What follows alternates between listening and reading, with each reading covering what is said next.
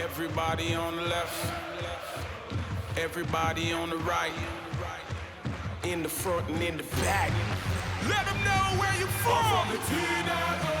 Rep it everywhere I go. Everybody from the cold. This is where we callin' home. Rep it everywhere I go. Million people at your door. This is where we callin' home. Hey yo, and welcome to BAM Weekly, the show where we chat some sports, the show where we chat some entertainment, and then at the end of the episode, we put it all together and chat some sports entertainment. We're your hosts. I'm Boris, and I am joined by Matt. Bonjour. How's everybody doing out there? We hope you're doing well. Boris, I'm looking at a polluted air notice right now on my phone. Gotta love Toronto. Gotta love Toronto. But we have a World Series set. We will crown a world champion in American baseball. We got a list for you. We got some fun Rasslin chat. You have an amazing tag team match to talk about, Boris. It's going to be a fun show today. It is going to be a fun show, and you know, and that's exactly it. What we do here on BAM each and every single week. Man, what a week! It's already been a week, and it's only Monday morning at like 7 a.m. Not even, but yeah, it's how are you doing? I'm well. I woke up full of piss and vinegar, got a nice early shower into me. I was up at like 6 in the morning, just ready to go for this podcast. Got a lot of work to do this week, but you know, life is good, man. It's good to be busy and such. Yeah, that's exactly how I feel, and that's pretty much the theme of the fall. It's just keeping busy and you know, staying out of trouble. But we do have a lot to get to, so let's not you know, dwell on life and the many questions that life gives you. So let's just jump right into it, because there is tons to talk about, especially because we are going to be chatting top Toronto matches and a bunch of other awesome stuff. So let's just jump right into stuff. Phillies, Astros, World Series. Phillies beat the Padres. You know, Padres didn't really put much of a fight, but one team put up less of a fight. That is the Yankees, who got swept by the Astros. What can you honestly say about that, right? Like, you know, it seems to be death taxes and the Astros beating the Yankees in the playoffs seem to be the certainties of life. Yeah, you never want to get worse and not better. It seems like they're regressing in their quest to beat the Astros. They had nothing this time. Yeah, it's tough too, because Aaron Judge, 62 home runs, probable AL MVP, is a free agent. He could be on the San Francisco Giants. He might be on your Dodgers. He could be on the Blue Jays. He might stay on the Yankees. Who knows where Aaron Judge will go? Yeah, who knows? Honestly, here's the thing. As good as he did in the actual season, his performance in the playoffs was okay, but he should not be earning a cent more than Bryce Harper at this point. And, you know, it's the thing, right? Like, agents are going to be looking at, or not agents, but GMs are going to be looking at the playoff performance and say, well, you haven't won anything, so what can we honestly give you? It'll be great for us to win, you know, 100 games in a season, but if we're not going to win the World Series, then what's the point of bringing you on board for, you know, $300 million a year or whatever he's going to be earning? Exactly. And you could argue that point, but you're 100% correct in that that's what opposing GMs will argue to try to get the price down somewhat to the agent, right? But yeah, shout out to Bryce Harper. Good call on your part there too. Two-time NL MVP. He, I believe, won the MVP for the NLCS, right? And they are headed to the World Series, not only because of Bryce Harper, but he was certainly the most valuable player for the Philadelphia Phillies. Some timely hitting from Gene Segura, Rhys Hoskins as well. Some great pitching on the Phillies. It's going to be an awesome World Series. I think it will be. Go Phillies, just at the end of the day, right? Yes. Like, here's the thing as well, right? Like, a lot of people gave Bryce Harper tons of shit when he left Washington a few years ago in 2019, right? Like, and it was the big joke. He leaves, Washington wins the World Series. But long-term storytelling, my friend, I think that Bryce Harper got the last laugh because clearly, at this point, Phillies are in a much better position for having a few years of success as opposed to 1 year and then blowing it up. And then, well, look at where Washington is right now. Yes, exactly right. And to tie this into wrestling, because after all, we are kind of a wrestling podcast here. Not kind of. Bryce, we are. Yeah, we basically are. So Bryce Harper, I see a lot of parallels with him and young Maxwell Jacob Friedman. Boris, follow me on this. This is Bryce Harper's babyface turn. We're watching it right now. And the way to cement the babyface turn is to put him up against an even bigger heel than he is. Who's that? The Houston Astros, the biggest heel in baseball. So to Tony Khan, I say, if you want to turn MJF heel, all you got to do is find a bigger heel. Only one man in AEW could be that man. Boris, you know who it is. CM Punk. CM friggin' Punk. You have to bring Punk back as a heel and MJF conquer him. That's how you cement MJF's babyface turn, if that's what you want to do. And the parallel is Bryce Harper beating Houston in the World Series. I really hope that happens. Although if Houston does win, Dusty Baker gets his first championship. So that will be nice. He deserves one in his career. Yeah. It's crazy to think that he hasn't gotten one, but then you take a look at the teams that he's managed, right? But, you're 100% right, and I love the Boris logic that you used on that one. Taking us for a ride, holding our hands, and then getting to an awesome point. Typically, my points don't land as well, but, I love it. No, but it's true, though. It's 100% true on both counts, right? And I love it because this is Bryce Harper's redemption, and I really love that because, he took a lot of crap, but at the end of the day, he believed in he did what he wanted, and it's paying off big time because I do think that this is just the beginning of the Phillies run. Like, I do think that they are going to be in a position to be good for the next few years, unless they're stupid and they pull a Marlins and literally blow it up. Yeah. And I don't see that happening. They are dressed for success for a long time. You wouldn't sign Bryce Harper for that fat contract just to blow it up and trade him, right? I don't think so. But yep. I mean, stranger things have happened. But yeah, they aren't the Miami Marlins. I think they're here to stay. Stranger things have happened indeed. Let's talk about Stranger Things. At least I think it's Stranger Things. At least, so close to the playoffs. The Blue Jays' body is still freaking cold, for Christ's sake, right? It's still warm. I'm sorry. It's still warm. And they have signed John Schneider. Their interim manager is now a manager, and they signed him to a 3-year contract. What do you think? I think that's good. I like Schneider. I'm glad he's staying. It's not what I expected. I'll take an L on this one. I expected them to go sign not necessarily Bruce Bochy, but a Bruce Bochy type, right? I expected them to sign a manager with experience. Thank God they didn't sign Joe Girardi, who the Phillies fired during this season and then went on to great success. There were some rumblings I was seeing on the internet. Maybe it was just idiotic rumors. Hopefully that was the case. Anyway, John Schneider is back. We were wrong, but I was wrong anyway, but I'm glad to be wrong on this one. Yeah, I was wrong too, right? Like, I totally expected, but then at the same time, this is the Blue Jays. They don't have balls and cojones to actually do big moves, right? Like, but other franchises, other teams would have not given him the manager's job after what happened in the playoffs. Like, let's be honest, this is the Blue Jays. I think so, but I do like that they're not blaming him for which was not his decision. That's not how managers work in baseball anymore. It's not one man all willy-nilly in the Wild West making these calls. There's a team of analytics going on and stuff. And I'm glad that he's not getting the blame for what happened. Although I could have easily seen it fall on his shoulders. Yeah, well, Charlie Montoyo got the blame. Like, at the end of the day, someone has to get the blame. Right?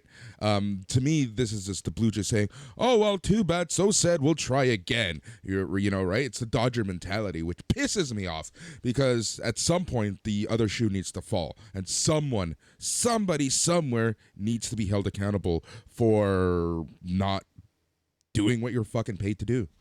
I mean, it's true. But, I mean, it's a young team. It's one season. It was a terrible collapse. But That's like rock bottom. And I feel like the team's going to be coming back pretty energized, pretty hungry. They're saying the right things to management are in terms of what kind of players the Jays want to add. They say that they want to add a fourth starter, a fourth really good starter, and some bullpen help. And that's exactly what we need. So hopefully that comes to fruition. Obviously, way easier said than done. Right. I say I want to lose weight. I want to sleep better. I want beautiful relationship and happy relationship. There's a lot of stuff I want to do, and I can easily go on podcasts and mountaintops and scream that. It's actually fucking doing it. Well, maybe it'll be a big off season for you too, Boris. Who knows? Oh my God, spit take. Almost a spit take right there. That's why I went silent for a few seconds. I saw that happen. Yeah, but I know what you're saying, man. It's definitely like it's easy to say it, but now let's put that into fruition here, boys. Let's actually make it happen. But maybe Nate Pearson could be either the fourth starter or a quality reliever next year. Who knows? He's still a player in our system. There's some chances. I guess so. I truly believe that we're going to only have two catchers in our system, like two awesome catchers in our system next season. I think that is the ultimate trade bait right there. Who is it going to be? I think Kirk. Honestly, at the end of the day, I think Kirk has just cemented himself, and the fans love him too much. Moreno, he's still a wild. Like, we don't know. He's still a wild card. We don't know if he's going to be amazing or if he's going to be shite. So I think it's going to be Moreno, the one who ends up leaving us. Yeah, I would try to trade Danny, but you need Danny's defense. A. And B, you get way less for Danny than you would Kirk or Marino. So I don't know. If you trade Marino, you should be able to get a quality starter at least, and then hope that Nate Pearson is one of those bullpen arms, sign a reliever, and win the World Series next year. That's the plan. Right. That can happen. Go Jays. Yep. All right. So let's talk some F1 real quick. Yesterday was the United States Grand Prix, and as expected, I love how the world views the USA. And I love when it's a sport that isn't an American sport, right? Like, you get Americana rah in the NFL and in MLB, sometimes even in the NHL. But when it's an international sport coming to the States, like the F1, and you see how the world sees the U.S. It is the funniest shit ever. And it's something that I even posted on the BAM Facebook group, because we do have one. And, it was all just like Cowboys, yeehaw, Omaha Steaks and Cowboys and this and that. It was some of the funniest stuff ever. But it was the United States Grand Prix in the Circuit of America in Austin, Texas. Max Verstappen ends up winning to no one's surprise. Officially locks up the season and the championship. Lewis Hamilton came in at second. Charles Leclerc came in third. That was your podium for the American Grand Prix in Tejas. Nice. Circuit of the Americas when F1 meets NASCAR, sounds like. Yeah, that's what I mean. Like, I just love it. And I just love it. Like, take a look at the pictures. Take a look at the pregame.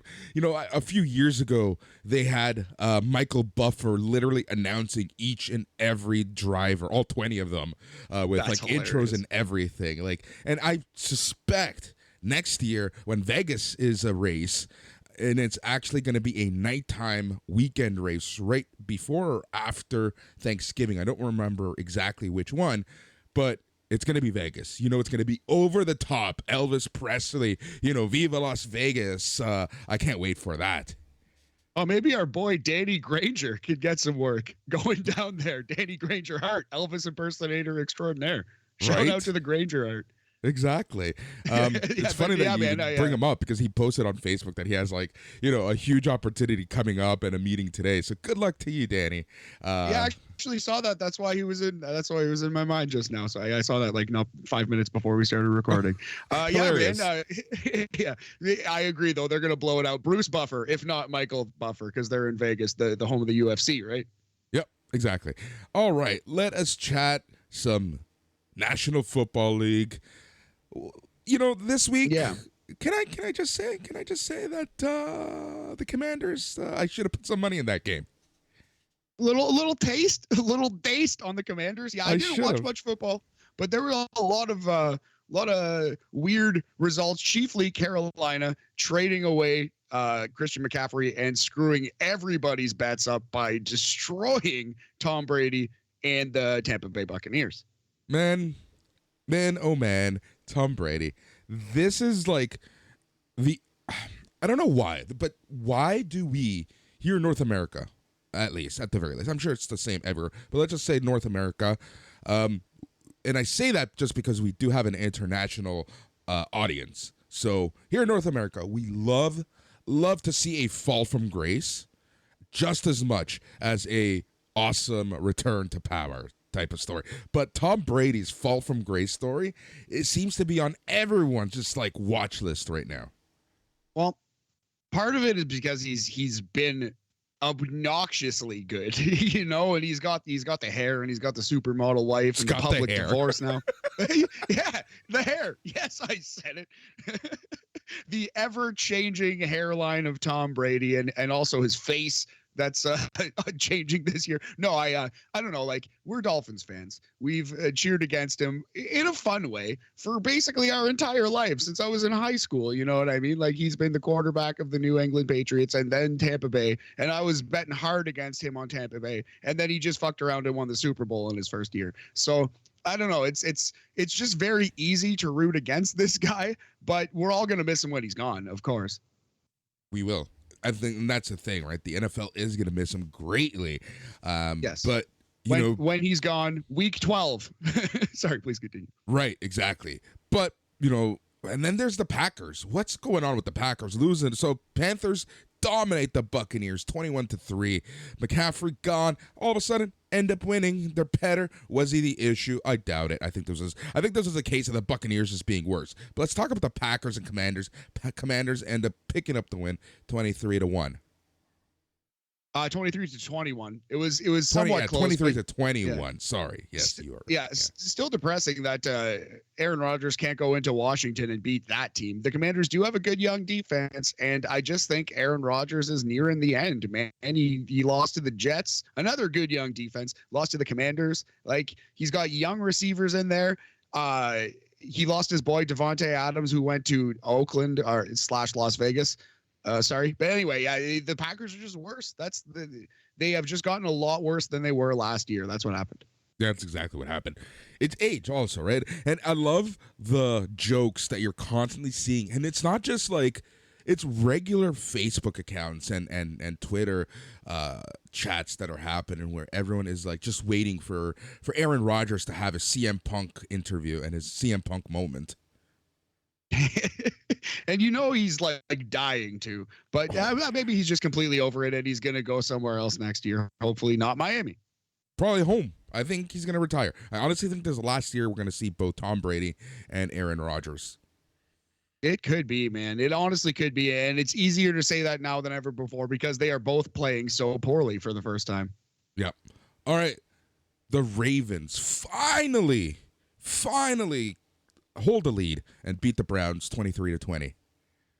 Yeah, this Browns team though, without their quarterback yet, the much maligned Deshaun Watson, they're not much to worry about. You should be able to beat the Browns. Unfortunately, they do have Nick Chubb to worry about. But yeah, it was a close game. It's always going to be a tough divisional game. But the Browns are kind of a write-off until week 12, and then we're going to see what they can build for next year. Yep. Clearly, Kyler Murray isn't getting his Call of Duty time in because they dominated on Thursday Night Football against the Saints 42-34.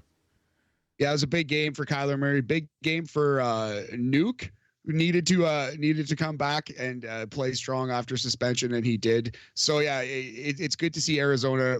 I don't even know if you can call it rounding into form after 1 week, but good to see at least one good performance from the Arizona Cardinals. Yep, Bengals beating Falcons. I got nothing there.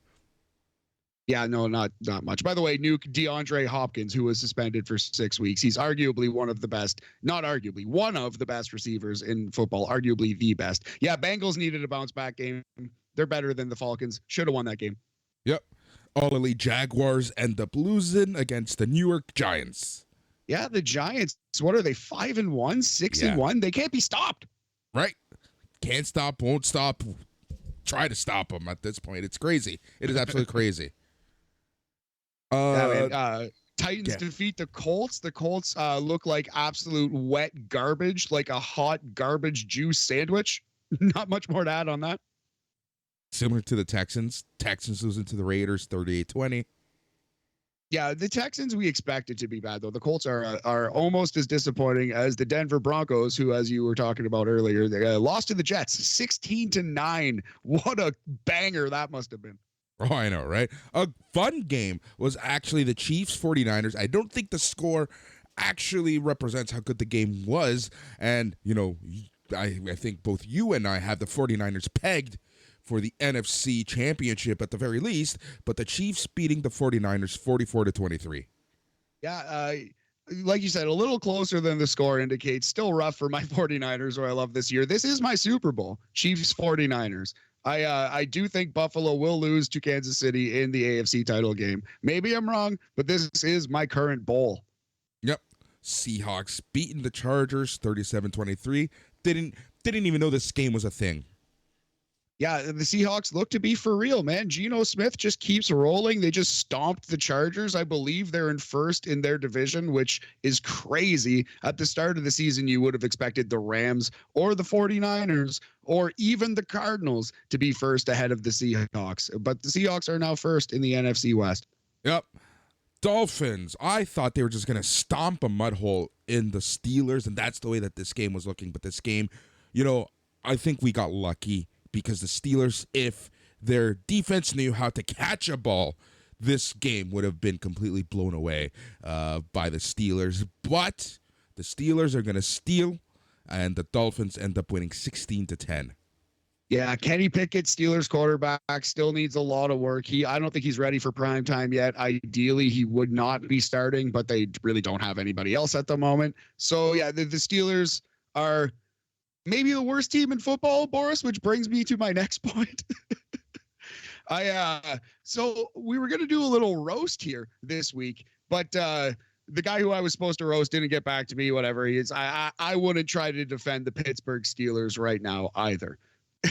Anyway, buddy, so this all stems from like a show that we were going to do. I was going to do a couple months ago that ended up falling through because a lot of comedians bailed at the last minute, which is super disappointing. But anyway, so I've been sitting on this sports roast set for like, I don't know, 6 months or so. So I'm just going to fire it off right now because the Miami Dolphins defeated the Pittsburgh Steelers. So I'm going to throw some roast jokes at you, Boris. You either boo or yay, sell them for me, whatever you want to do. Sure, sounds good. Awesome. Let's hear them. Let's hear them. All right, let's let them rip. So the Pittsburgh Steelers' greatest defense in the history of football, Boris. They can stop the pass or the rush or a substantiated rape charge. Oh, fuck. Boris, they had Le'Veon Bell and Antonio Brown in their prime, and the only thing they won was Ben Roethlisberger's freedom. Yeah. Oh my God. Speaking of young Ben Roethlisberger, potential rapist, he once destroyed his motorcycle, almost died, but on the plus side, it wasn't in his top 10 worst performances on the road. Oh, fuck's sake. I'm going to repurpose a joke I used at the Rhino here, but Ben Roethlisberger actually did not retire. He took over a job as CEO of Hockey Canada. Oh, I love that one. I absolutely adore that one. And I'm going to stop you for just a quick second. We're going to give everyone a huge update on the entire Hockey Canada situation, most likely in a week or two. But there have finally been awesome changes there. But you know, it's crazy that it took this long, but we will be talking about that and giving everyone an update soon. Sorry, but go ahead.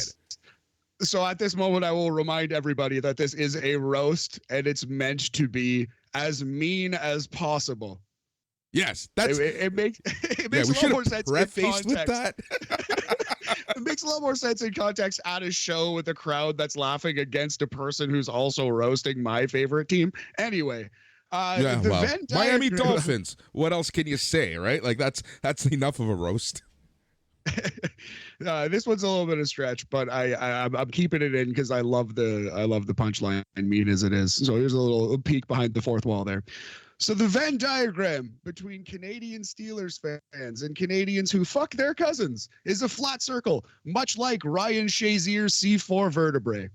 Oh.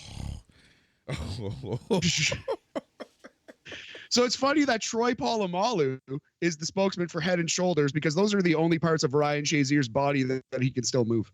Oof. Yeah, dude. Okay. I should stop picking on Ryan Shazier. He can't stand up for himself. That's an old joke. That's like a 50s roast joke. But you know what? Just like that's low hanging fruit. You know me and low hanging fruit.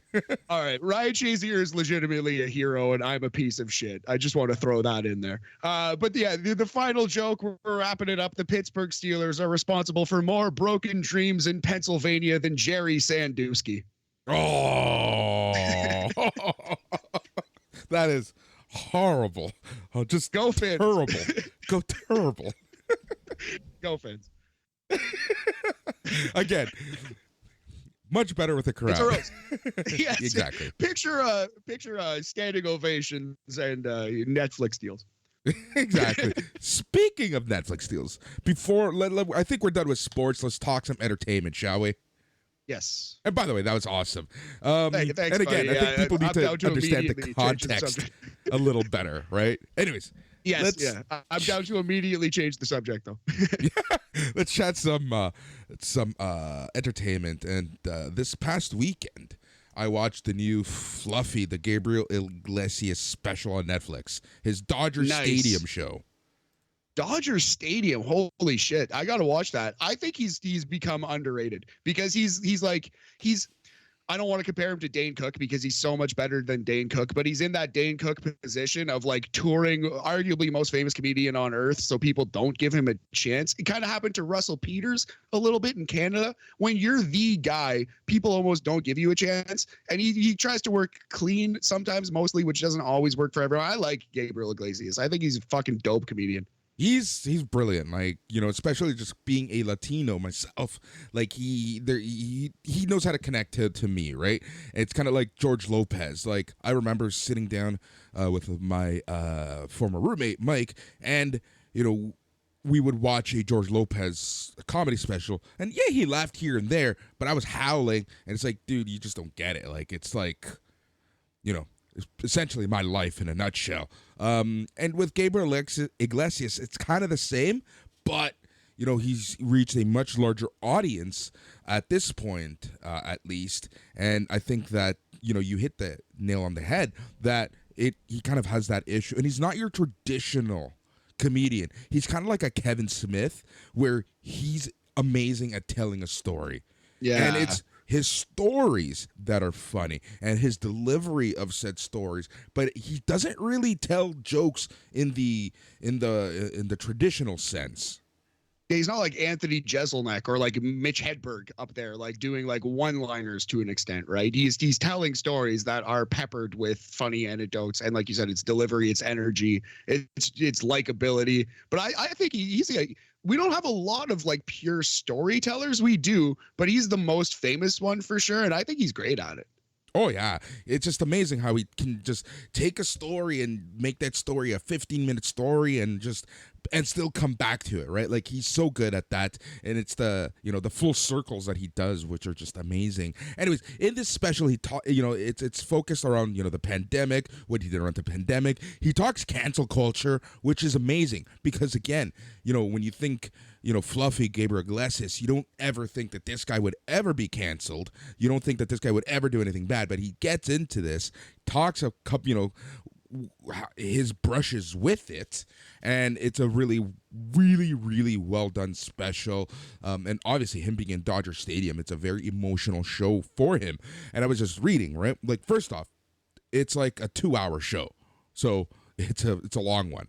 Secondly, apparently, so I have cousins, tons of family who went to this show, and the show itself was about 3.5, 4 hours long. Oh wow! Like with other comedians or just him? Just fluffing it up. That's crazy. It was so long that he was fined by the union that works at Dodger Stadium, and apparently it was just an absurd amount. But obviously he was just so grateful and so happy, and he actually paid it, and he said he'd do it again because it was like a dream come true and then some.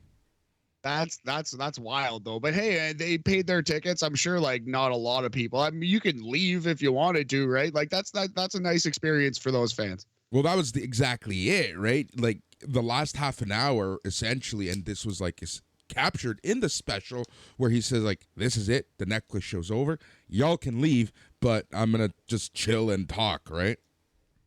That's awesome. That's really cool. And people stayed. Like I bet a lot of people stayed. Oh yeah, tons of basically everyone stayed, right? So yeah, the Gabriel Iglesias special, the Fluffy special on Netflix. It's really good. It's really good. It's easy to find. I forget exactly what it's called, but I think it's like something stadium or something along those lines. But go ahead, watch that if you are a fan of stand-up comedy. Is it Stadium Fluffy? That's it. That's it. Yeah. Cool. Yeah, I'm definitely gonna check that out. If it's 2 hours, I might have to do it in a couple settings, but yeah, we'll give that a watch for sure. It's yeah. I was able to get it done like overnight on Saturday, because I have no life now. So that's pretty much my Saturday after watching some NXT, because I had to go back and rewatch certain star parts to get notes. Right, like that's the thing. Go back, watch or listen to our Halloween Havoc aftercast. But I did watch it with family, right? So because I was in a group, this is why I prefer watching wrestling alone now for the most part, because 9 out of 10 times I am taking notes for a show, right? Yeah, I feel you. Yeah. It's annoying. I'm at a point where I take like minor notes on my phone. I try to like, not that I'm not taking notes, and I'll often still like time the matches and write down the finishes and stuff, just because I'm a nerd and I like the old WWF magazines when it used to be like, Bastion Booger bests Owen Hart with a bonsai drop or whatever it was. Anyway, I try to like experience the show now and try to like be in the moment as much as possible. And then sometimes go back. Like I watched the Halloween Havoc main event twice actually before our podcast because it was so good. And yeah, sometimes I'll go back and watch some of that ladder match just to see those spots again that I really wanted to highlight. But yeah, for the most part, I actually am taking less notes and trying to just experience the show. And I think it's helping the podcast. Maybe I'm wrong. Maybe I'm just out of my mind. No, I think so too, because I have a new system that I haven't fully talked about, but this new system seems to be working. Before we move on to Rasslin, let's stick with entertainment. So this weekend, because of the It's Canon podcast, I was able to get a review copy of Terrifier 2. By the way, Terrifier 2, if you live in Canada, it is out in select theaters, Toronto, Carlton Cinemas. Go watch it out there. But I was able to catch it. Dude, it's a long mother effing movie. Oh yeah, how long? Jeez. 2.5. A 2.5 hour slasher flick. Oof, lots of gore, lots of blood splattering. Did you pass out? Did you vomit in terror? I was laughing, man. I'm a sick fuck. We're going full JD McDonough, going full Hannibal Lecter on this shit. Pretty much. I mean, it's fake. You know what I mean? Like it is what it is. Exactly. But it was all in all, too long of a movie, but it is good. And I think it's going to draw more attention to slasher films, which is good and bad because you're going to see more of them. It's going to be commercialized. And I think, we're just going to see one too many of them moving forward. But it was still good. It was still a very fun movie. I think that it was a very good, they tried to tell a story. It was funny because they were from Jeffrey Dahmer jokes. One of the jokes basically being like what's actually happening in the world right now, and that's dressing up for Halloween as these psycho killers. Yeah, absolutely. That's man. I'm definitely gonna give it a watch. I'm sure it's super intense, but in a fun and hilarious way. 2.5 hours though, man. Why are things so long these days? Right? Man, I don't know how Jason Hagnew does it, right? And he called it, right? Like, more is more. And it's everything, right? Like, even movies and everything. Like, I watched Black Adam. Black Adam is great. It's 2 hours long. That's it, right? MCU movies getting longer and longer and longer and longer. They're like 3 hours, 3+ hours, right? So it's like, just this. Not everything needs to be long, Yes. And it's funny. In that spirit, let's move on to my needlessly long list of Toronto matches. Actually, before we do that, you got to talk about some other things. Let's talk about some other stuff. That's the main event. Your top 34 Toronto matches of all time. I guess inspired by AEW coming here. I'm correct, right? Yes, exactly. I was just like, I should have maybe done, but I wanted to see if anything on the AEW cards made the list. Spoiler, they did not. Perhaps there's something I should revisit. But yeah, also to celebrate the great city of Toronto. You know, we met a lot of indie wrestlers, we met a lot of indie fans, and a lot of people in the Rasslin community, quote unquote. So yeah, just to celebrate the great city of Toronto. But we have other things to talk about first. Yeah, exactly. So let's talk some random news and stuff. So this week, I'm actually really looking forward to some New Japan Pro Wrestling. They are going to be in New York City later on this week. So on next week's show, we're going to be reviewing their Battle of 44th Street or whatever that show is called. I don't have my notes right in front of me right now, so I do apologize for sounding like an idiot. But we'll be chatting that New York show later on this week. Let us chat. So the finals of the IWGP Women's Championship is officially booked, my friend, at the New Japan Pro Wrestling Stardom Historic X Over. It's going to be KAIRI versus Mayu Iwatani for the first ever IWGP Women's Championship. Number one, love the belt design. Number two, I should have guessed this was going to be the finals, but I think this is going to be a hell of a match. And number three, Matt, who do you think is going to go over? You can see legitimate cases for both women. Mayu has been like a pillar. She's been there forever. She was with Io and KAIRI originally, right? And was like in that class and has been like the stalwart. So I can see her getting it. But KAIRI, more famous, had the international superstardom with WWE. So you can legitimately see either woman winning here. I would give it to KAIRI. I think that's what they're going to do as well. I think this belt is basically meant for a KAIRI saying, you know? I agree, and this is my logic behind it. So we quickly were chatting with Paul York about this, right? He thinks Mayu's going to win for the simple fact that the obvious choice is KAIRI. And here's and I think that's a great logic, right? That's very Vince Russo of him. But I think that KAIRI is going to end up winning for the simple fact that this belt, in my opinion, is going to be a belt that's mostly defended in the States, right? You know? Yeah. And I think who better than KAIRI saying, KAIRI herself, a known name in the States, to be champion, not to take anything away from a pillar of stardom and someone who's like held that promotion on her back as it's expanding, you know, worldwide. But I just think that KAIRI having that U.S. Exposure with WWE and NXT, you know, it's just that's just a point for her to have the belt. Exactly. I kind of think they're going to treat it like New Japan treats the U.S. title. Like you said, it's going to be mostly defended in the United States, sometimes in Japan. And KAIRI is the perfect person to hold the women's United States title. Yeah, that's exactly what I think. All right. So just taking a look at this, the card. So this card is going to happen on November 20th, 2022, just a few weeks from now, my friend. And 4 matches have been signed. And I just wanted to bring this up real quickly because I'm curious to know how excited you are of this card so far. So we're going to get the IWGP Women's Championship match, Mayu Iwatani versus KAIRI. Here are the other matches. Tom Lawler and Sayuri versus Zack Sabre Jr. and Julia. Oh, yeah. Let's go. I'm 2 for 2 excited now. All right. Hiroshi Tanahashi and Utami Hayashishita versus Hiroki Goto and Maika. That's fun. I like the Tanahashi and Utami pairing. That seems right. That feels right. Yeah, and I don't know if you've noticed, and the reason why I question how excited you are is because they are all mixed tags so far that have been announced. Here's a fun match. Suzuki-Guns, Taichi, and Kanemaru, along with Meltard, which is Tam Nakano and Natsupoi, versus Suzuki-Guns, El Desperado, and Dookie, along with Black Desire, Starlight Kid, and Momo Watanabe. I like that the Stardom pairing a lot more than the New Japan pairing there. Yeah. Yep. So it's weird. They're going Suzuki-gun explodes. Yeah.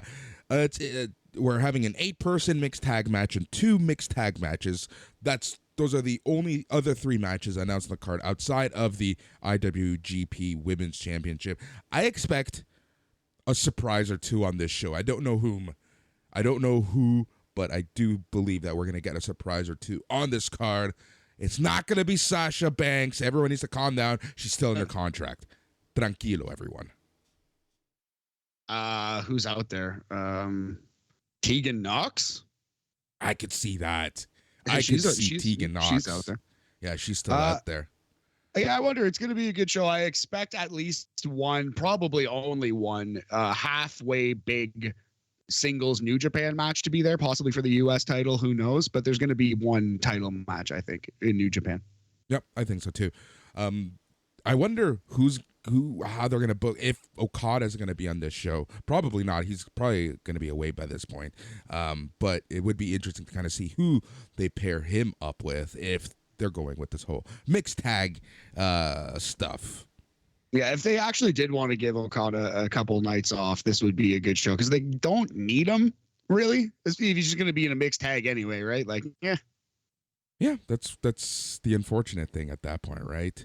But that is what's going on, my friend. That is the huge and New Japan Pro Wrestling Cross Stardom November 20th. Really looking forward to that. We'll be chatting that. There's a couple other Stardom cards that we're going to be talking about coming up. So let us chat. Let's move on. I was able to catch the FTR versus Aussie Open match. Watch that this morning at about 1 a.m. Man. Nice.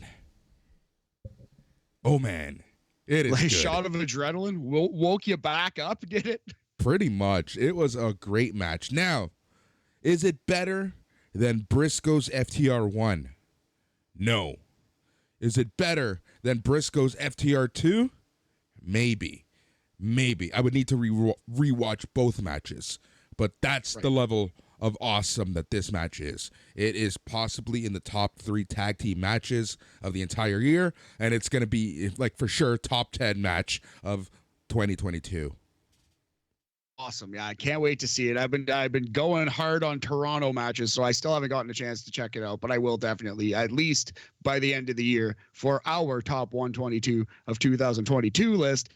But yeah, man, that's even Dax himself called it maybe his best match, right? So they're the high praises out there, especially from the people who are actually involved in the thing.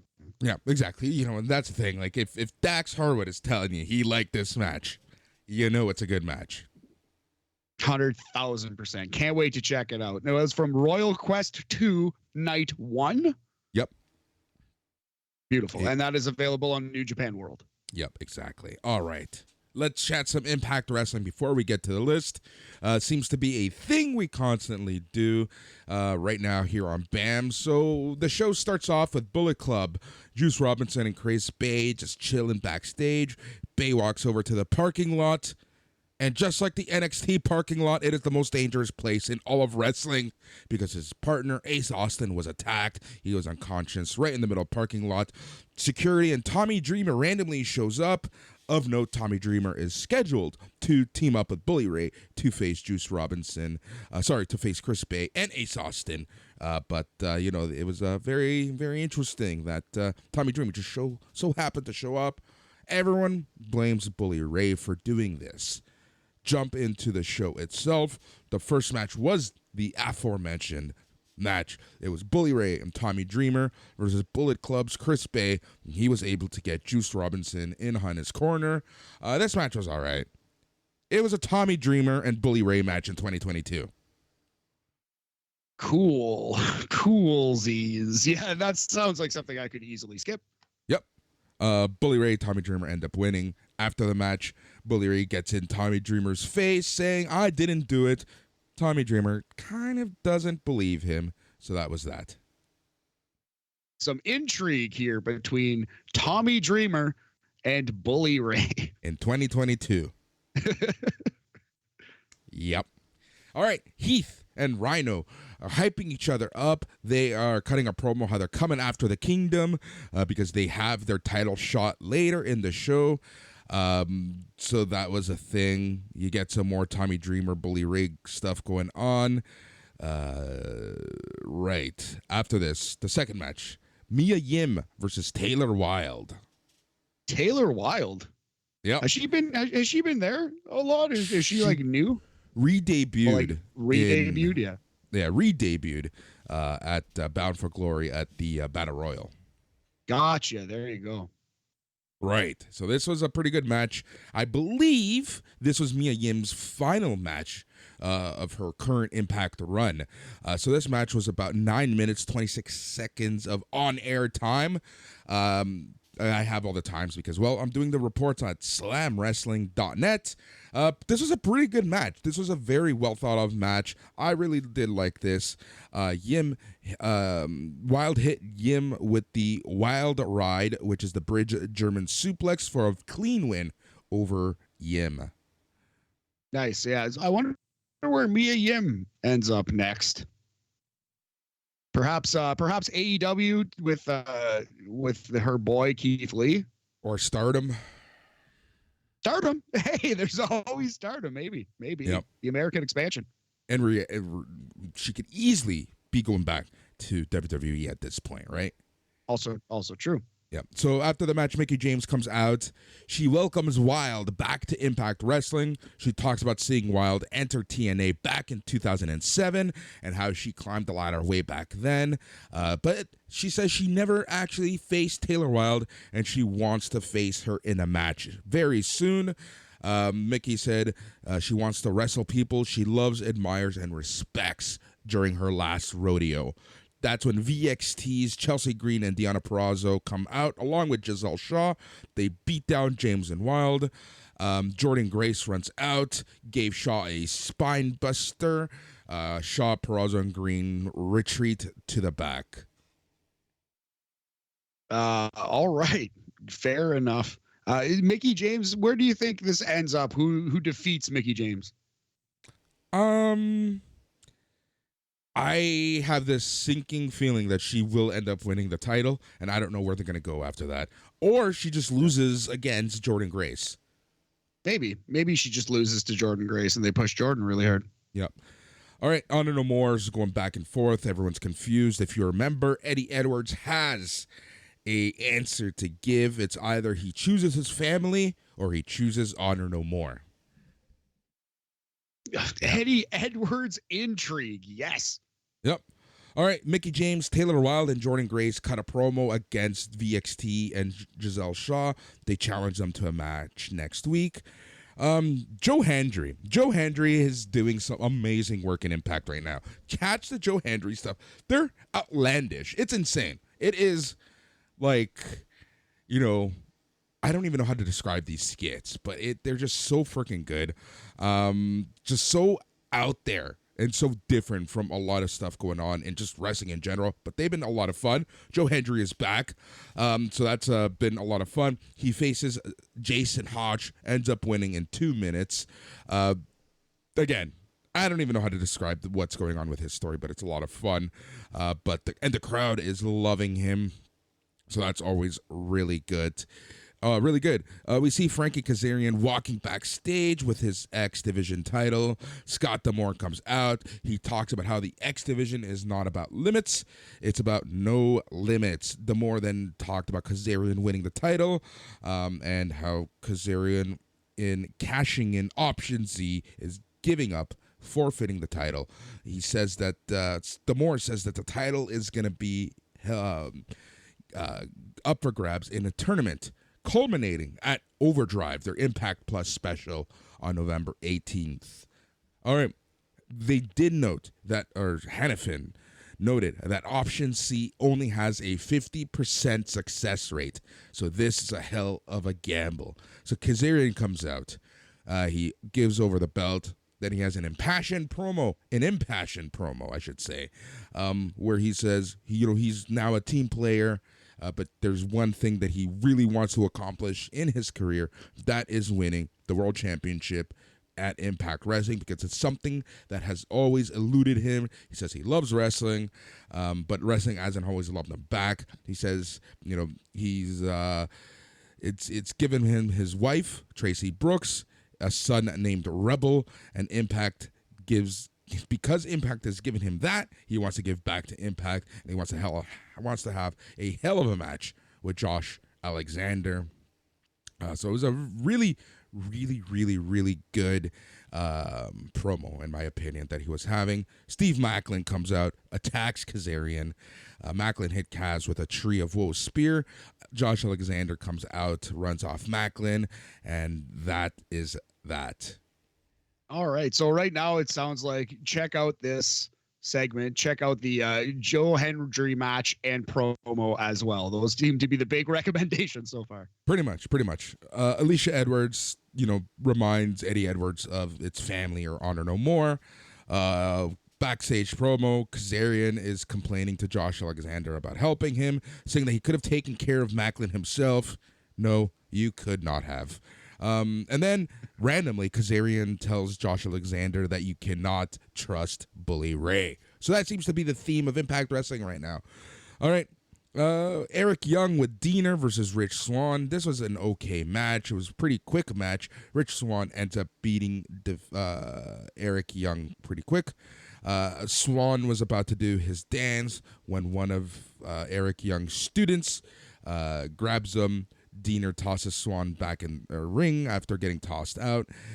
Young was about to hit Swann with a spike pile driver when the lights go off, and out comes Sami Callihan for the save. Sami Callihan, Rich Swann team? Yep. Huh, the major players. That's a go interesting ahead. Pairing. Yeah, I was just gonna say that's a weird pairing. I wouldn't think of it, but let's give it a chance. Yep. All right, major players, Cardona and Brian Myers. They're essentially throwing their hat in the race for the tag team championships. Let's jump right into the main event, which was the Kingdom's Matt Taven and Mike Bennett versus Heath and Rhino for the Impact Tag Team Championships. Another recommendation. Go out and watch this match. Really well done. It was overbooked, but it was overbooked in a good way, if that makes sense. Yeah, absolutely. Sometimes look at the four names involved in the match. God bless them. Sometimes you got to gussy it up, little smoke and mirrors. Yep. Maria doing her best to, be Maria and distracting the ref constantly to give the Kingdom the upper hand. Eventually, PCO, Vincent, and Kenny King run out. Maria went for the distraction. Rhino grabbed Maria by the hair. Bennett punches Rhino. Maria pulls out a bag of mystery powder from her shirt. Maria accidentally hits Bennett with a said powder. Then hits Bennett with a zigzag. Taven hit Heath with a spinning crescent kick. Rhino hit Maria with a gore that Taven dodged. Heath then hit a very distracted Taven with a zigzag for the win in 10 minutes and 5 seconds of on-air time to become the new Impact Tag Team Champions. Nice. And that makes a lot of sense. Obviously, it seems that Bennett and Taven are with AEW, perhaps with Ring of Honor, whatever the heck that means. But it makes sense that they would drop their titles on the way out. Love some Maria. I will check this match if I get a chance to. Absolutely. Definitely want to see the Joe Hendry stuff. Been hearing some good things about him. Yep.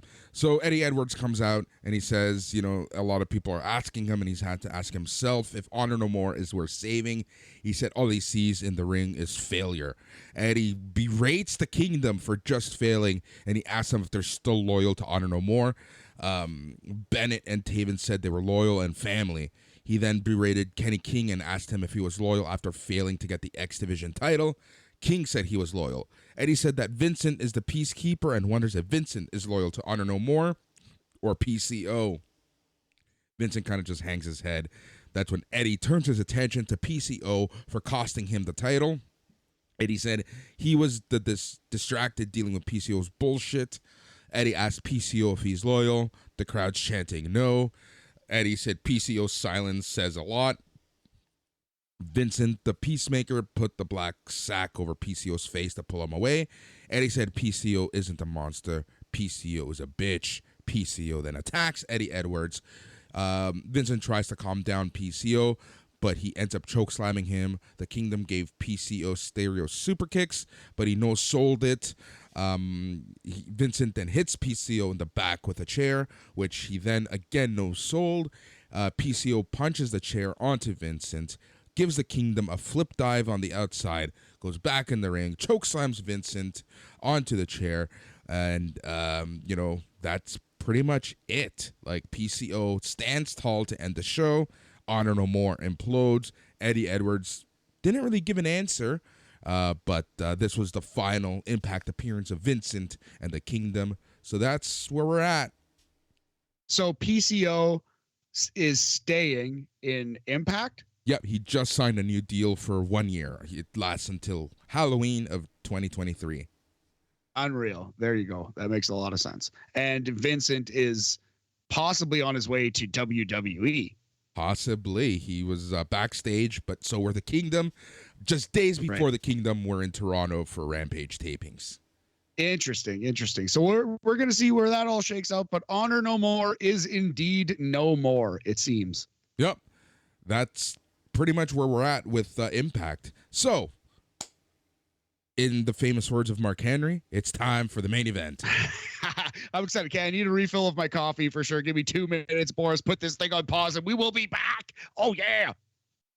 All right, we are filled up on coffee. And not that it matters because this is a podcast, so we could easily just edit whatever we want. But I wanted you to know, Matt, we are both filled up on coffee. So we are going to be chatting. This is the main event, top 34 Toronto matches of all time. This is our list. Just remember that, so top 34. Why 34? I know why, but let's gotta throw this out there. For the great Auston Matthews, sniper extraordinaire, who is a Toronto Maple Leaf for now. We'll see in a couple of years if they keep losing in the first round. Shout out to all our Leaf fans, listeners. Anyway, so yeah, top 34 to honor Auston Matthews. I also have 6 off the post. Why not do a top 40? Because you got to have some fun with it. Also, part of this is that I haven't seen a couple of these matches. So just quickly, off the post, these are 6 matches that must be acknowledged in the history of Toronto wrestling, but aren't good enough or aren't complete enough to be on the list. We're going to start in the 1970s. February 6th, 1977, Harley Race versus Terry Funk. This is where Harley Race wins the NWA title from Terry Funk in Toronto, in Maple Leaf Gardens. Problem is there's only like 10 minutes of this available out there on the internets. Yeah, exactly. All right. Also a match that must be acknowledged, the main event of WWF, the big event at Exhibition Stadium. That was August 28th, 1986. Hulk Hogan versus Mr. Wonderful, Paul Orndorff. Off the post on this list feels right. Not quite good enough to be on the list. Yeah. Even though this match is historic, this match is huge. This is just a house show that had an insane crowd at Exhibition Stadium. I was actually at the 10-year anniversary show of this show back in 96. You know what the main event of that was? Sure does, because I sure do, buddy, because it's next on our list, and you saw it live. I saw it live. I have never seen this match. It does exist as a fan cam. I didn't get around to watching it, but maybe I'll watch it back. I've heard good things. Shawn Michaels versus Goldust, ladder match for the WWF title from Exhibition Stadium. One of the last shows from there. It was the last show from Exhibition Stadium. Yes, in terms of WWE, for sure. WWE. Yes. WWE. Good match. Yeah. FYI. Good match. I remember really, really enjoying this match, even at that age, right? I was 11. Really good match. Like, the crowd was just so behind Shawn Michaels. It was insane.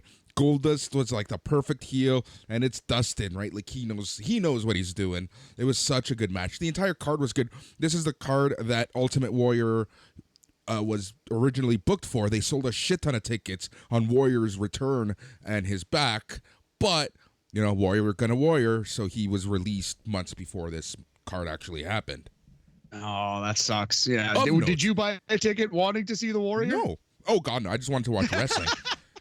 I just wanted to watch wrestling, right? Like, and so I'm not going to get into details why, because it's a kind of a sad story, but I was in the hospital most of this summer, and, when I was released, my parents said, you can have one thing, anything. I chose WWE tickets at Exhibition Stadium. Of note, also in this card, Roddy Piper made his return, and he was just amazing on the mic. Like, he was telling stories of, growing up in the prairies and then coming to Toronto, and he was naming Toronto landmarks. It was just such a good promo that Piper did. Ah, man, I want to see this whole show. I wonder if the whole thing exists somewhere. I hope they taped it. But I still have pictures, like film pictures of this show. That's so sick. Yeah, that match must be acknowledged, as does Hulk Hogan versus Ric Flair on WWE Raw 2002. This is a no disqualification, undisputed title match. Hogan is the champion coming into this match versus Ric Flair. Not the best match, but it's Hogan versus Flair in Toronto for the world title. Yep, I was there too. This match, I was so sick for this card. Like, I was disgustingly sick for the show. But it was a fun show. And this is like at the height of the NWO return and WWE's NWO. This match ends with X-Pac coming down and ruining the match for a DQ. Funny. So funny. Yeah. I've stopped making the TikToks, but when I was doing the daily TikToks, I did one on this match, and that was my joke. Like, I'll give you $100 if you can predict how this match ends. You guessed it, X-Pac running. That's how they ended. Hulk Hogan versus Ric Flair in Toronto.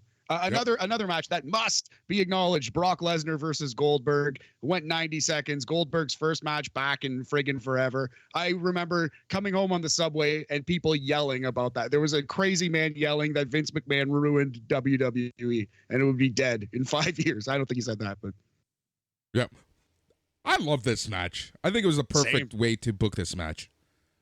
Same. And the last one off the post, if you notice, I've been doing one in every decade, 70s, 80s, 90s, 2000s, 2010s. So I got to do one from the 2020s.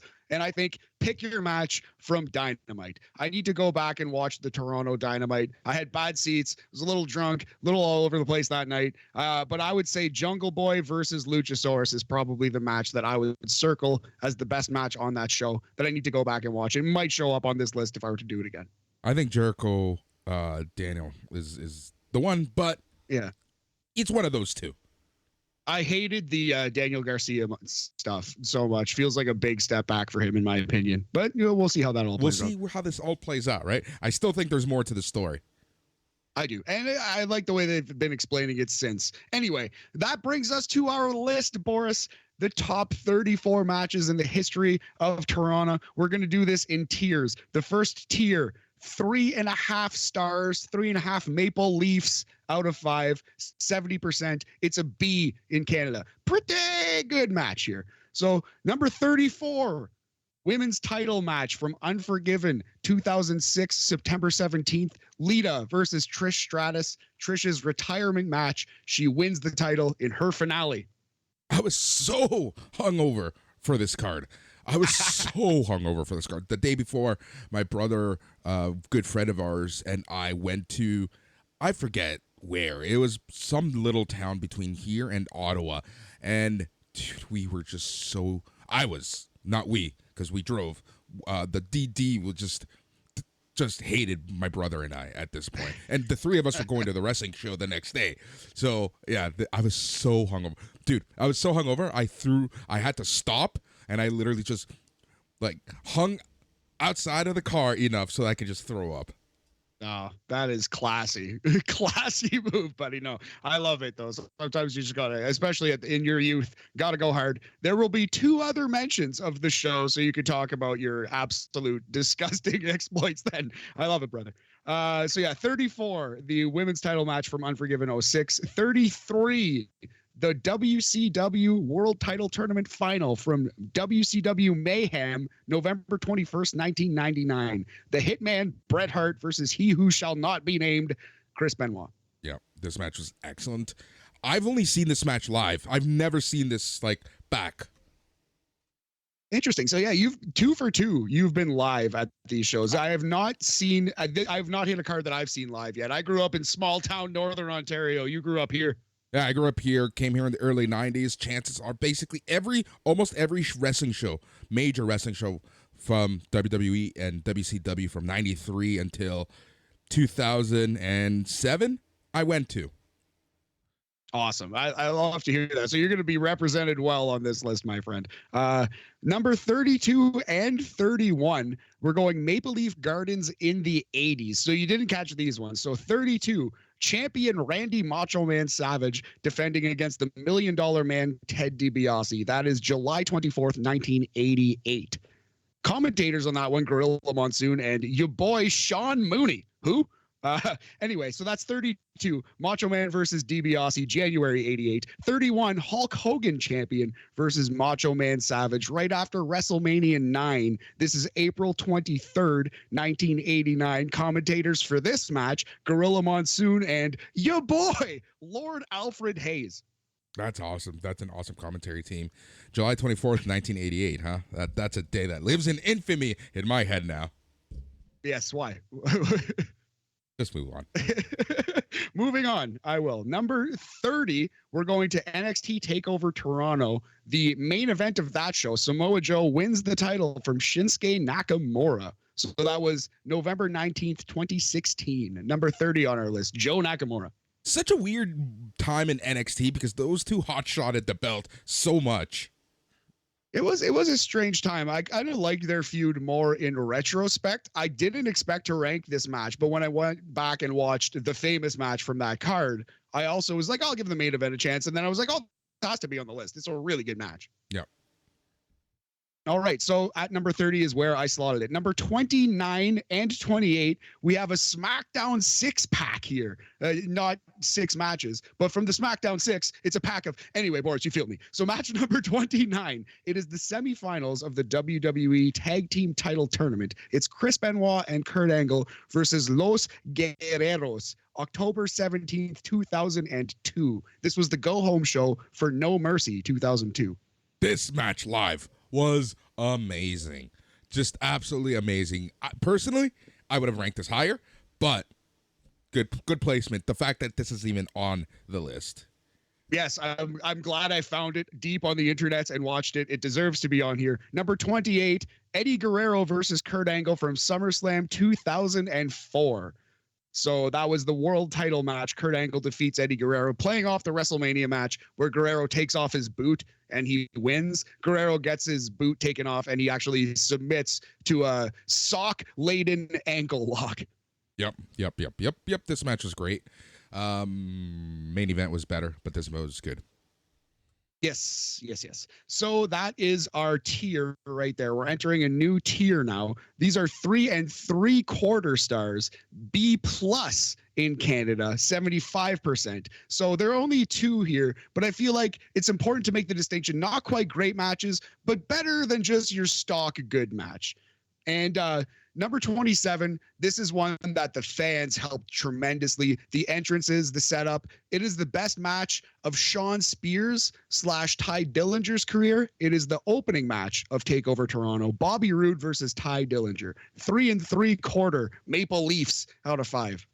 Man, I remember being at the show, and I think everyone was just starving for NXT and really good wrestling live because the reactions that both these Canadian guys got was just insane. And just, starting the show with Bobby Roode's like special entrance. Oh, so good.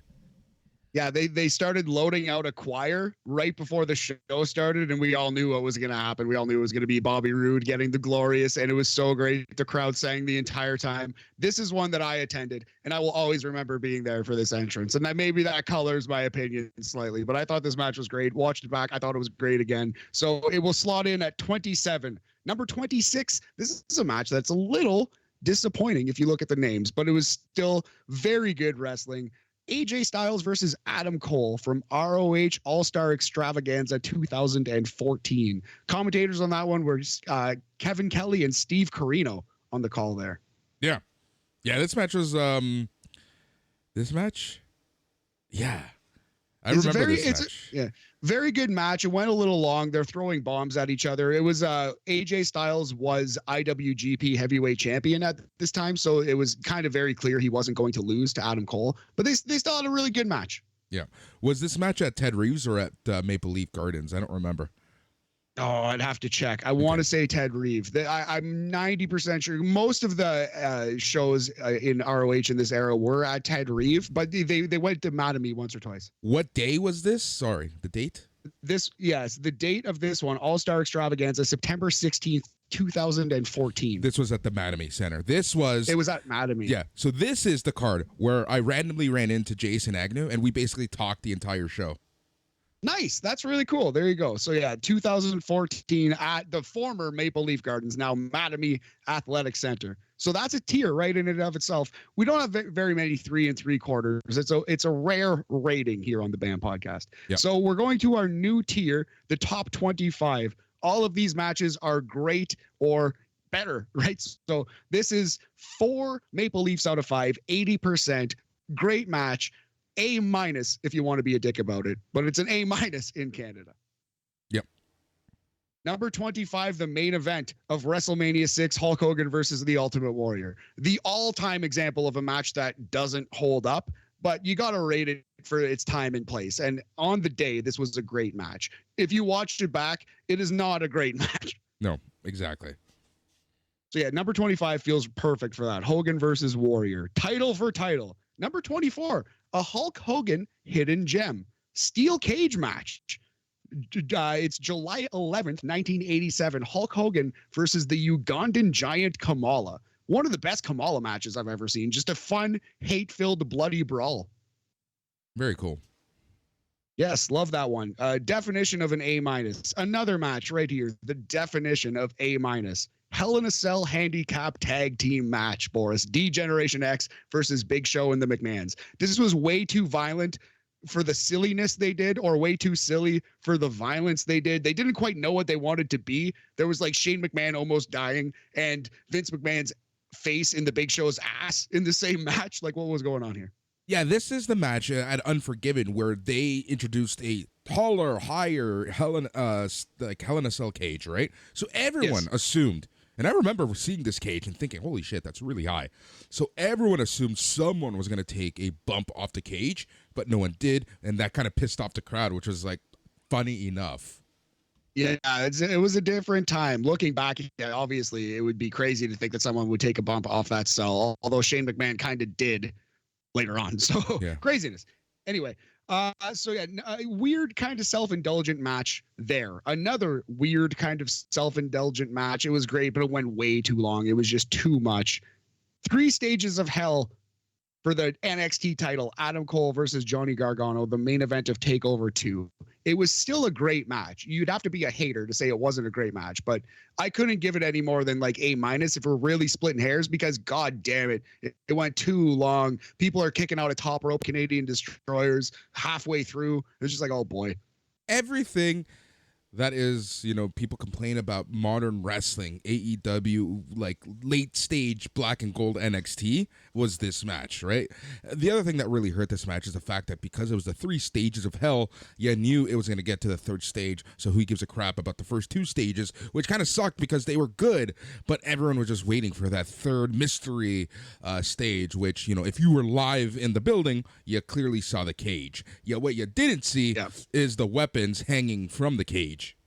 Yeah, those were harder to see. Definitely the barbed wire at the top of the cage, harder to see. So, yeah, that's absolutely 100% true. This is also kind of a sneaky example of the Toronto crowd turning on someone that the management did not expect. Johnny Gargano was booed in this match. Adam Cole was the babyface of this match. I just watched it back, all friggin' 90 minutes of it. That was the end of the match, when cameras were turned off and everyone starts cheering for Johnny Gargano again, because everyone thought this, and this I believe originally was supposed to be Gargano's swan song in NXT. Yes, and he ended up staying for 4 more years, but you are correct. I think that is 100% correct. So yeah, a long, overindulgent match. You know what I would prefer to see? Yeah, exactly right, buddy. I'm trying. You know what I would like to see more is like an old school storytelling wrestling match, which we got September 9th, 2013 on Raw. Goldust versus Randy Orton. If Goldust wins, Cody Rhodes is reinstated. That's match number 21 on our list. This match was Goldust's return to WWE after God knows how long, and the reaction that he got in this match was unreal. Yes.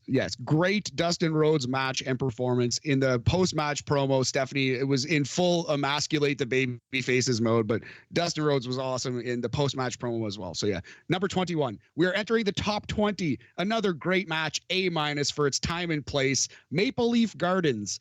April 21st, 1985, a tag team match. The dream team of Brutus the Barber Beefcake and Greg Valentine versus Ricky the Dragon Steamboat and Tito Santana. Awesome 80s tag match right here. Good old Chico. You can't hate him. Also, this is early Gorilla Monsoon and Jesse the Body commentary. Still kind of finding their groove, but 1985 they'd already done WrestleMania 1, right? So they got it. All right, number 19. 2 out of 3 falls for the Ring of Honor tag team titles. Red Dragon, Bobby Fish and Kyle O'Reilly versus the Young Bucks, Matt Jackson and Nick Jackson. This is the main event of the show where you and Agnew became buddies. 2014. Kevin Kelly, Steve Corino, and Nigel McGuinness on the call here in the main event. Yeah. Doesn't someone get injured in this match? Oh, it's possible. Yeah, I don't know. I if so, I didn't catch it. It seemed maybe Matt Jackson actually, come to think of it. But someone got really injured in this match. Yeah. Oh dang, that kind of explains why it fell apart a little bit there. But it's still a great match. Look at the names involved. Yeah, exactly. Number 19. So number 18, the best match of the big event at Exhibition Stadium. It is a snake pit match, which is a fancy word for a no DQ match. Jake the Snake versus Ricky the Dragon Steamboat. Really good hidden 80s gem here. Nice. I got to check that one out. Yeah, definitely check it out. Yeah, hate-filled brawl, Jake the Snake and Ricky the Dragon Steamboat. Match number 17. This is Ricky the Dragon Steamboat versus the Macho Man Randy Savage. So they're going to show up a couple times on this list. This one is from July 27th, 1986. This predates WrestleMania 3. This predates the Angle.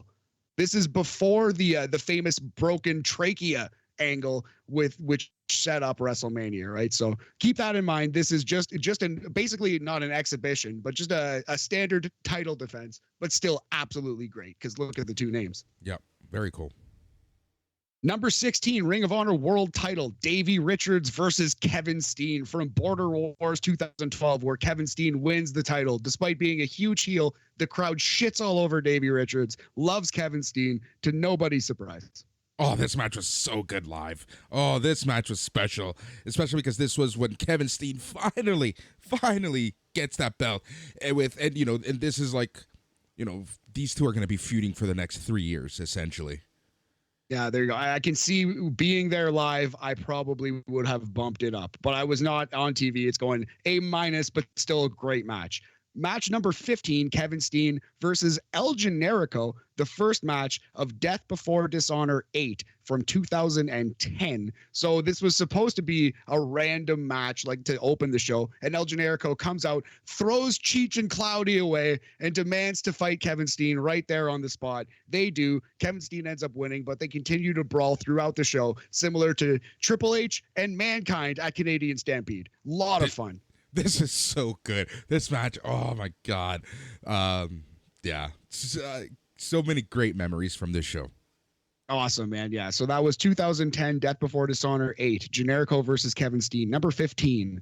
Number 14, Bryan Danielson versus Claudio Castagnoli. The Blackpool Combat Club explodes, Boris. This is from Northern Navigation 2008, July 25th. Man, yeah, this match, I remember just thinking, man, these two are really good. Hopefully WWE signs them. Lo and behold. I think it worked out pretty well for both of them, actually. Here's the thing where that they a lot are of now people, and in the long run. Sorry. Here's the thing that a lot of people need to remember, right? Like, in terms of exposure, these two wouldn't be where they were if it wasn't for WWE, and a lot of people, right? Like, and I think that's something that a lot of fans forget. Obviously these wrestlers, they make good money when they're in WWE, but they get that exposure, and that's why a lot of them don't shit talk WWE, because they know that if it wasn't for their time there, well, a lot of doors wouldn't have opened. You're completely right. Not to mention people who have like personal relationships. Like Bryan Danielson appears to be close friends with Vince McMahon, right? Exactly. All right. Number 13, buddy, Chris Benoit versus Randy Orton. He who shall not be named, losing the title to Randy, the main event of SummerSlam 2004, August 15th, 04. Great match, great call by Jim Ross and Jerry the King Lawler. Yeah, I remember watching this match on DVD. I bought the DVD months after it came, like months after the match happened. As soon as the DVD was out, that was the first time I actually watched it back. And live, this match was so freaking good. One thing that I do remember about like this show in general was like the crowd was really weird. It was super hot for the first half, but Undertaker JBL completely killed the crowd. It was a bad card. You go back and look at that card. It kind of sucks. Like Triple H versus Eugene. Right? Like, come on, get the fuck out of here. This is SummerSlam, one of your big four. And I remember, like, you know, people in Toronto were like, we're trying to give the show a chance, but yeah, it just under delivered. Yeah, Eugene was heavily featured on Raw in those days, which is in and of itself a crime. But we don't have to get into the finer points of Eugene. Number 13, Benoit versus Orton, main event of SummerSlam 2004. And to wrap up this tier, a hidden gem from 2019, the SmackDown after SummerSlam, Buddy Murphy versus Roman Reigns. This match fucking slaps. Go watch it back. Oh, I love this. So I got upgraded seats for this show. And nice. My nephew, sister-in-law, and myself were like, we were ringside, kind of to the back in a good position where you can see everything. And man, this match was so freaking good. So good. This match stole the show. Yeah, 100% did. Yeah, absolutely. This match, yeah, good enough for 12 on our list. And we're now entering a new tier. So those were great matches, but A-. This next tier, 4.25, 85%. It's a full-on A, not just great, but something special, I think is how we define this tier. Yep, let's hear them. So number 11, I was in the crowd for this one at the E-Zone, a weird little arcade. It is Smash Wrestling Super Showdown 2. Smash's only appearance on this show. Shout out to Smash Wrestling. Probably could have had 4 or 5 more matches at least, but I've only seen a couple Smash shows, honestly. This is one I was in the crowd for. It was great. The Young Bucks versus the Super Smash Brothers. That is now the Dark Order's Evil Uno and Stu Grayson versus, of course, Matt Jackson and Nick Jackson. August 17th, 2014 at the E-Zone. If you go back and watch this match on YouTube, which you can, at the end of it, everyone who is involved with the commentary and stuff is saying this is the best match I've ever seen, I've ever called. The crowd are chanting, this is awesome. It was one of those kind of things. It was just absolutely just so much fun to be in the crowd for. So we're going to rank it at number 11, 4.25.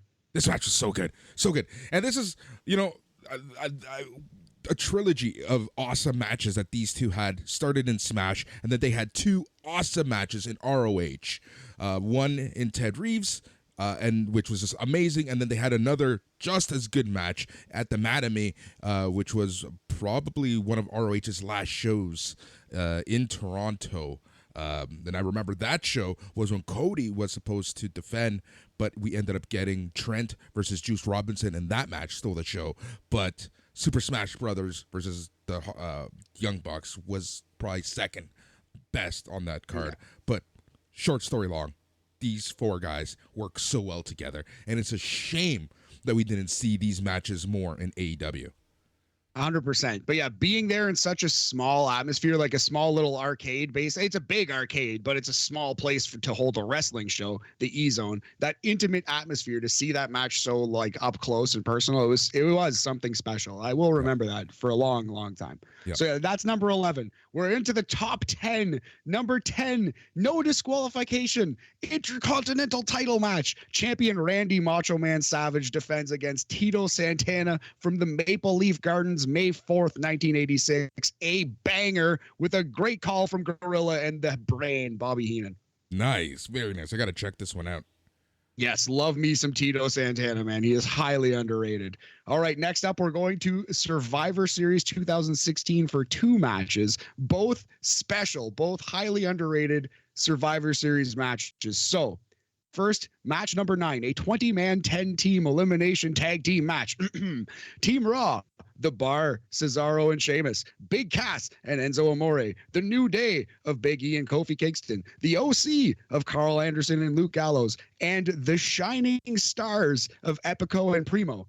They face Team SmackDown, American Alpha of Chad Gable and Jason Jordan, Breezango, Fandango and Tyler Breeze, Heath Slater and Rhino, Impact Tag Team Champions, don't you know? The Hype Bros, Mojo Rawley and Matt Cardona, aka Zack Ryder, and the Usos, Jay and Jimmy Uso. Jesus H. Christ. This was awesome, though. This is a great match. Shout out to that 80s tag. My complaint with this match was that you could barely see the ring because there were so many people on the apron. Agreed. I was there for this match. I did feel live. It was great, but I went back and it was better watching it on television.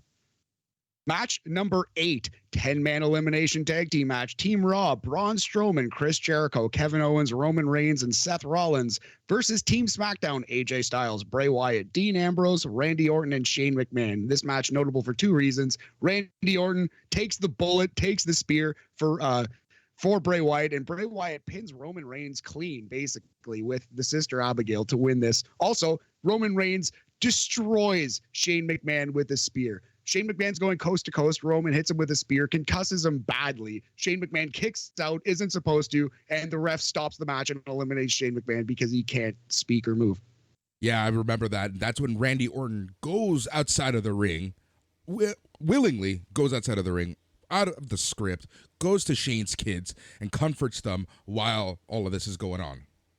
Yes, like hugely professional move. And you could see that happening live. Yeah, that was that awesome move by Randy Orton there. That's why he's the best. So that was number 8 and number 9 from Survivor Series 2006. Match number 7, another show I attended, Roadblock 2016. Dean Ambrose versus Triple H. Banger of a match. Great, great special world title match.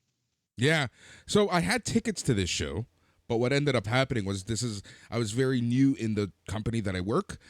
Only been working there for like 8 months or so, and I was sent to California for a month and a half, and this show was in the middle of it. So I did watch this show with my cousin, and I was just like, fuck, I could have been there. Fuck, I could have been there.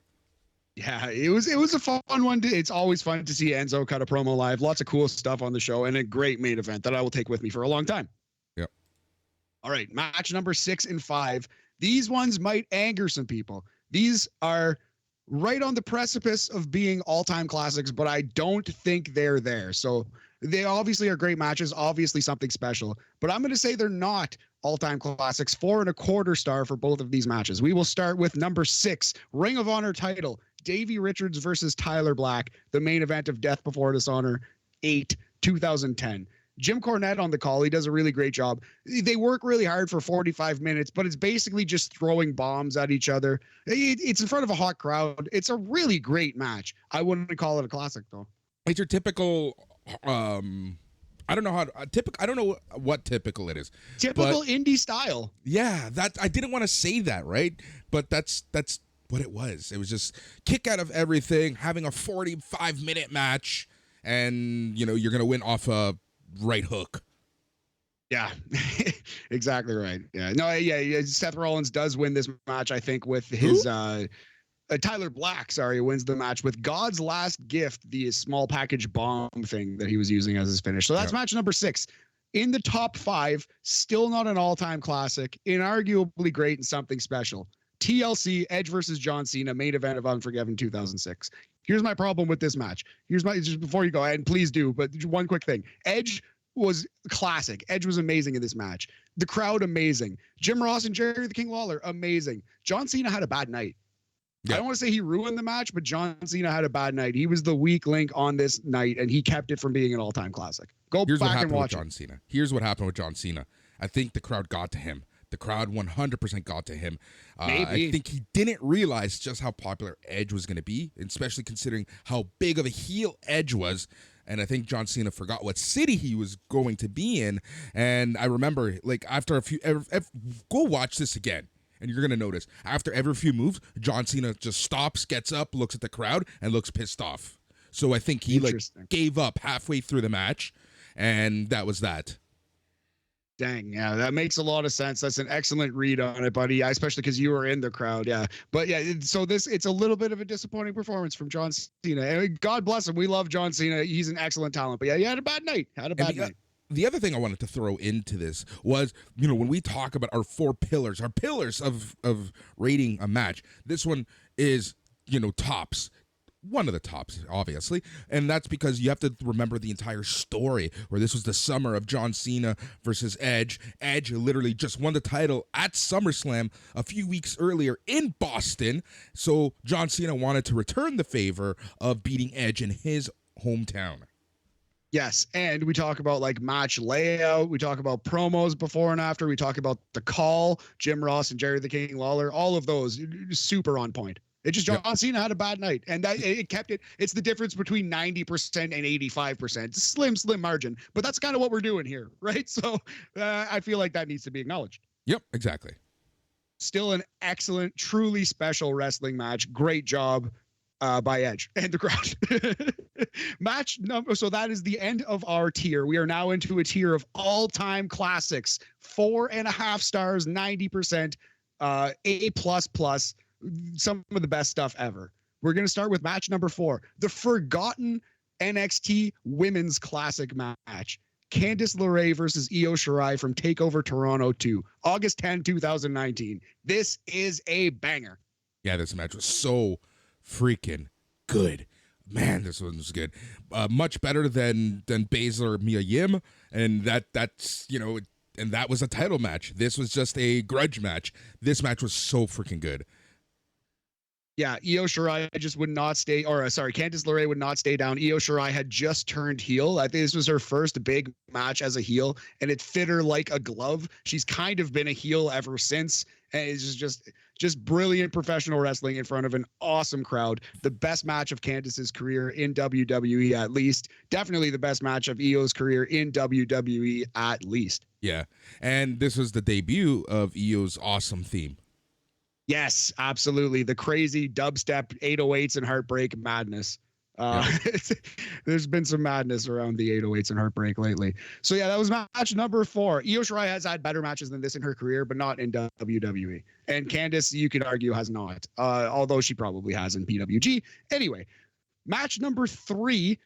This is after the angle, the trachea break. This is before WrestleMania 3, right in the sweet spot leading up to one of the most heralded matches of all time, Randy Macho Man Savage versus Ricky the Dragon Steamboat, again on our list, February 15th, 1987. A lot of people think this match is better than WrestleMania 3. Yep, I've heard that many times. I've never seen this match personally, but I've heard really amazing things of this match. It's on YouTube. I love this match so much because the common complaint around the WrestleMania 3 match is there's not enough hate in it. Ricky Steamboat had his career almost ended, his throat broken, and he's just trying to win via roll-up. But if you want the hate happened in this match in Toronto. This is the brawl. This is the blood. This is the one that a lot of people wanted to see. And it makes sense that at WrestleMania 3, in Ricky's last opportunity, he just wanted to out-wrestle Savage. He just wanted to take his title. So this is a key part of that story. This is a must-see match. It is on YouTube right now. God knows how long it'll be there, but go check it out if you haven't. This match is truly an all-time classic. Awesome. All right. Number 2 and number 1, it was very hard to sort these out. I think we all knew what they were going to be. I don't think either is 5 stars though. And you can hop in if you think either of these 2 matches are 5 stars. So the second best match in the history of the city of Toronto, 2 out of 3 falls NXT tag team titles. DIY, Johnny Gargano and Tommaso Ciampa versus the Revival, Dash Wilder and Scott Dawson. Also underrated MVPs of this match, Tom Phillips and Corey Graves, doing an excellent job on commentary. Yeah, this match, honestly, I don't think there's anything that we can say about this match to give it its justice. If you rewatch this match, because I'm sure everyone has seen this match. This match was one of, if not the top matches in 2016. This match lives in everyone's minds. This match, this is a classic, such a classic. And I feel privileged that I was a part of the crowd. Yes, 100%. I like literally when it ended, I wasn't thinking like ratings or sometimes I'll like watch a match and kind of be like, well, that was like 4.25 because I'm such a nerd and my brain is broken. But when this match ended, I just stood and applauded, felt thankful to be a wrestling fan, looked around and just like felt the energy of that crowd and that moment DIY doing it. It was just like, this is like what pro wrestling could be at its highest form. This is pro wrestling as art. Yeah. That's exactly what it was. And it was just such a special moment, such a special night. And I remember turning to my buddy and saying, man, this is probably the best match of the weekend. And it really, really was. And as I said before, as privileged as I felt being part of this match, I felt just as privileged being part of number one. You know what number one is. We haven't even talked about it, but you know what it is, obviously. Ethan Page versus Isaiah Cassidy. Rampage. Shout out Mike McGuire. That's his bit, but that's a great bit. No, match number one, Hollywood. Hulk Hogan versus The Rock. March 17th, 2002 from the Sky Dome, not yet Rogers Center, WrestleMania X8, the real main event of this show. If we're talking about like crowd mattering and commentary mattering, the story on the way there, it was up and down. The first segment was amazing, and then all of a sudden Hulk Hogan hit The Rock with a Hummer or a tractor trailer or something. I forget what it was. Yeah, it was, right? Yeah, anyway. So yeah, getting there was a little bumpy, but on the night, by God, wrestling doesn't get better than this. It was such an amazing match. The Rock rolled so well with the punches. Hollywood Hogan coming out as the babyface in Toronto, where he's had so many huge moments, where he sold out Exhibition Stadium for a house show, 68,000 to see this man perform at a house show. Obviously, Toronto was going to love him. The Rock, they knew it. They went with it. Hulk Hogan became world champion after this because this match was so impactful. He was so popular off the strength of this. Just one of the all-time moments in WWE, one of the all-time moments in the city of Toronto, dare I say. And I wasn't there, unfortunately. I'm glad to hear you were. Tell me about it, brother. Man, this match. So I go into this match knowing in my head, I love The Rock because Toronto was one of the first cities that really started cheering for The Rock when he was a heel. So he was loved. But I went into this match knowing it's Hulk Hogan, man. This is Hulk Hogan. This is someone. This is the first Hogan town. Yeah, it's a Hogan town. And I go in knowing I'm going to cheer for Hulk Hogan along with my brother. But I didn't think that 67,000 other people were going to cheer for him the exact same way. And dude, it was insane. Like that face-to-face to start the match, you know, the infamous face-to-face that Cody and other people love to reference and try to replicate, but will never be able to duplicate. It's just so special. And we've talked about this before on the show. Go back and watch this match if you haven't seen this in a while.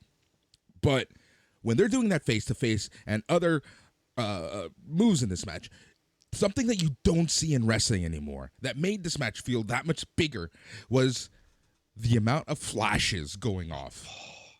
I have chills just at you saying that. I literally have goosebumps on my arm just picturing it. It's like an old baseball game. Yeah. It's like watching Reggie Jackson go up in 1977 or something, right? And the flash bulbs just going off, man.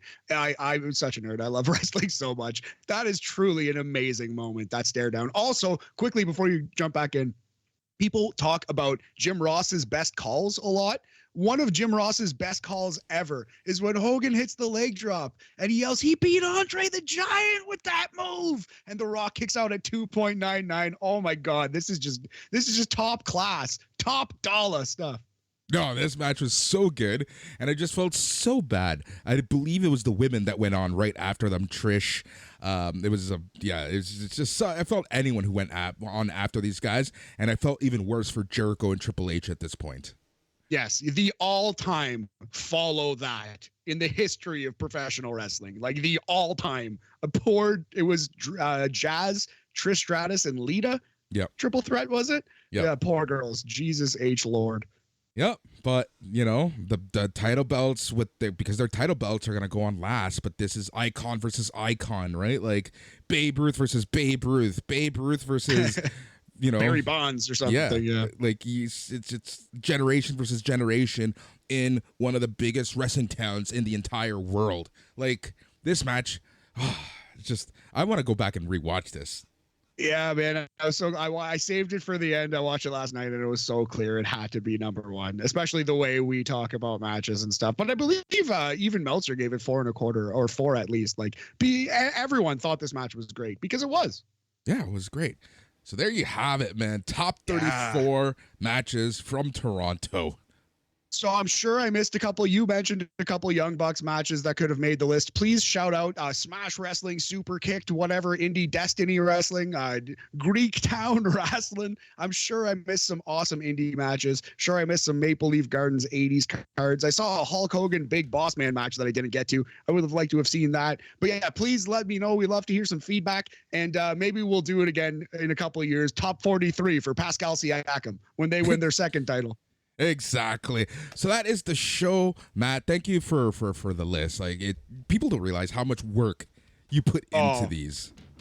Literally, like, I didn't realize until like it was like all week a project. Yeah, I want to do more lists, but it's an undertaking. Thank you very much for saying that. It's a ton of fun though, man. It's so much fun. Yep. So that is the end of the show. If you are listening to us from our BAM feed, go to SNME, join the Facebook group, join the Patreon.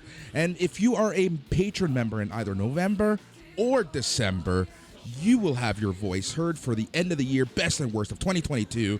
The first ballot is going to be going out early November. Got to clean up the ballots. Got to make sure that we have the right categories. That's basically what I'm going to be doing over the next week. And in early November, once the patron rolls over, I'm going to be sending out the first month ballot. So you have to be a patron in either November or December to get your vote in for the best and the worst of 2022. The way that you join for only $5 a month is patreon.com/SNME Radio. That's where you go. If you are listening to us from the Patreon, we thank you so much. And just remember that, again, renew, because you're going to get your voice heard for the end of the year awards. And we thank you so much. As always, thank you. Even if you've listened to our show for 1 second, I want to thank you. It means a lot to me. Matt, it's been a long one. We got stuff to do. I think it's time for us to go. He's Matt. I'm Boris. Stay tranquilo. Yeah.